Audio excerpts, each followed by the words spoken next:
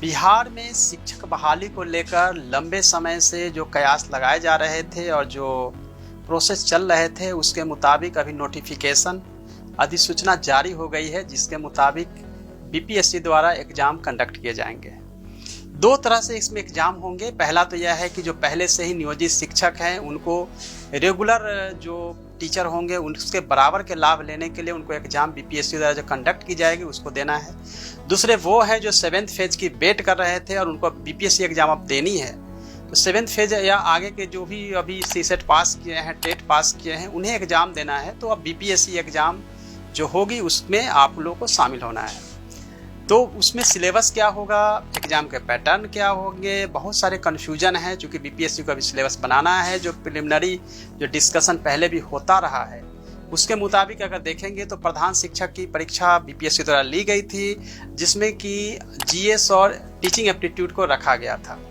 वैसे भी अगर कोई टीचर बनते हैं जो सुपर टेट एग्ज़ाम यूपी में भी होती है, उसके मुताबिक अगर हम देखेंगे कि हमारे पास जो समय है उसके मुताबिक हमें क्या करना चाहिए, किस तरह से प्रिपरेशन करना चाहिए, तो बीपीएससी को अभी सिलेबस तैयार करना है और किस तरह के क्वेश्चंस होंगे यह भी आप लोगों को देखना होगा।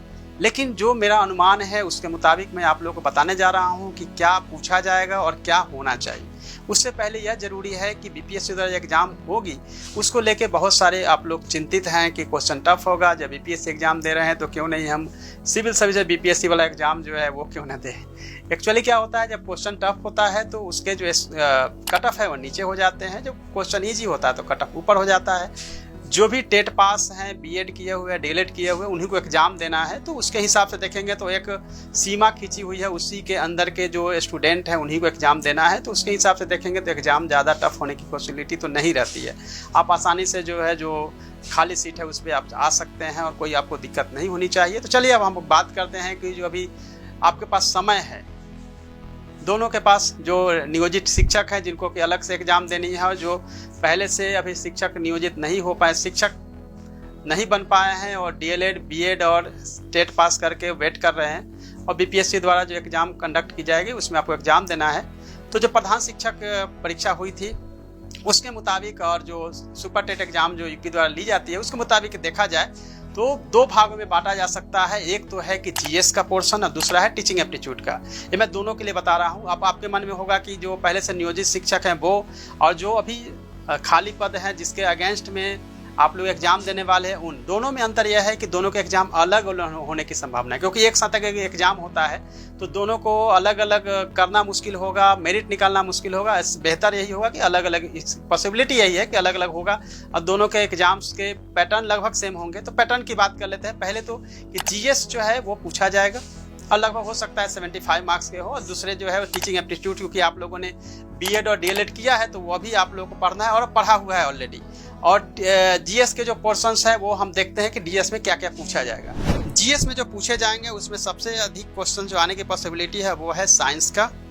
दूसरा है भारतीय राष्ट्रीय आंदोलन तथा बिहार का योगदान। तीसरा है ज्योग्राफी, जिसमें कि इंडिया और वर्ल्ड दोनों के ही ज्योग्राफी से क्वेश्चन होंगे। चौथा है भारतीय राज्य व्यवस्था। पांचवा है अर्थव्यवस्था। छठा है विज्ञान एवं प्रौद्योगिकी। सातवां है समसामयिक की करंट अफेयर्स। आठवां है बिहार स्पेशल।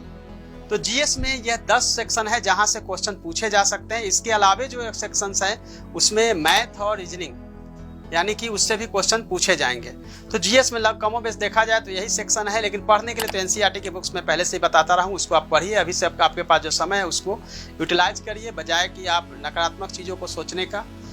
टीचिंग एप्टीट्यूड में जहाँ से क्वेश्चन पूछे जाते हैं, जनरली देखा जाता है कि टीचिंग में कहाँ से क्वेश्चन पूछे जाएंगे, मैं उसके चैप्टर के भी डिस्कशन कर लेता हूँ। टीचिंग एप्टीट्यूड में जहाँ से क्वेश्चन पूछे जाएंगे, नंबर 1 हम देखेंगे बच्चे तथा बचपन, बाल अधिकार, समाजीकरण, शिक्षा एवं ज्ञान। दूसरा जहाँ से हो सकता है पोर्शन वह है प्रमुख शिक्षा शास्त्री एवं उनका दर्शन। तीसरा जो पोर्शन हो सकता है पाठ्यक्रम, बाल विकास, वृद्धि एवं विकास, सृजनात्मकता, खेल, व्यक्तित्व और नैतिक विकास। चौथा जो पोर्शन हो सकता है वह है ईसीसीई, आवश्यकता एवं उद्देश्य, विशेष आवश्यकता वाले बच्चे, शारीरिक शिक्षा, बिहार में शिक्षा में चुनौतियाँ। पांचवा जो पोर्शन हो सकता है विद्यालय संस्कृति, शिक्षा के अधिकार, समावेशी शिक्षा, कक्षा कक्ष शिक्षण, पाठ सहगामी क्रियाएं, आकलन एवं मूल्यांकन, वृत्तिक विकास एवं नेतृत्व व्यवस्था। छठा जो पोर्शन हो सकता है वो है जिला स्तरीय संस्थाएं, राज्य स्तरीय संस्थाएं एवं राष्ट्रीय स्तर की संस्थाएं। 7 जो पोर्शन हो सकता है भारतीय समाज में समावेशन, अपवर्जन, समावेशी शिक्षा, जेंडर विभेद एवं संवेदनशीलता, समता और सामाजिक न्याय के लिए शिक्षा तथा शिक्षकों की अस्मिता। 8वां जो पोर्शन हो सकता है राष्ट्रीय पाठ्यक्रम की रूपरेखा, शिक्षण अधिगम में मल्टीमीडिया साधनों का उपयोग तथा विद्यालय कार्यों के साथ ICT का एकीकरण। टीचिंग एप्टीट्यूड में ये 8 पोर्शन जो मैं आपको बता रहा था, इसके अलावा भी जो अभी आपने BEd या DLED करते समय पढ़ा होगा टीचिंग एप्टीट्यूड, बस वहीं से क्वेश्चंस आएंगे, लेकिन चूंकि ऑब्जेक्टिव टाइप के क्वेश्चंस होंगे इसीलिए आपको पहले से ही रेडी होकर तैयारी करने की ज़रूरत है, क्योंकि अच्छे शिक्षक होने के लिए आपको कड़ी मेहनत करनी पड़ेगी और कई फेज से आपको गुजरना पड़ेगा। यानी कि समझिए कि बहुत सारे एग्जाम्स देने पड़ रहे हैं, तो आपको एग्जाम देना होगा और फिर आप सक्सेस होंगे तो एक अच्छे शिक्षक बनेंगे, क्योंकि शिक्षक की क्वालिटी और शिक्षण की क्वालिटी का ज़रूरी है कि एग्ज़ाम जो है वो करे हो रहे हैं। ऑल द बेस्ट सभी को। आप सभी इसी लाइन पे आप लोग तैयारी करिए ताकि आपकी तैयारी जो है मैक्सिमम हो चुकी होगी, नोटिफिकेशन आएगी, समय बहुत कम होगा तो इसमें आपको समय कम मिल पाएगा। अभी से आप लोग तैयारी करिए। ये जो वीडियो बना रहा हूँ इसलिए क्योंकि आपने लोगों ने इतने सारे कॉल्स किए, मैसेज कर रहे हैं कि क्या पूछा जाएगा, कहाँ से। मैंने एक अनुमान के आधार पर आपको बताया है, ऑफिशियली मैं कुछ भी आपको नहीं बता रहा हूँ, इस बात का आप लोग ध्यान रखेंगे। अनऑफिशियली है, ऑफिशियली जब आएगी तो मैं आपको बताऊँगा। धन्यवाद, थैंक यू सो मच।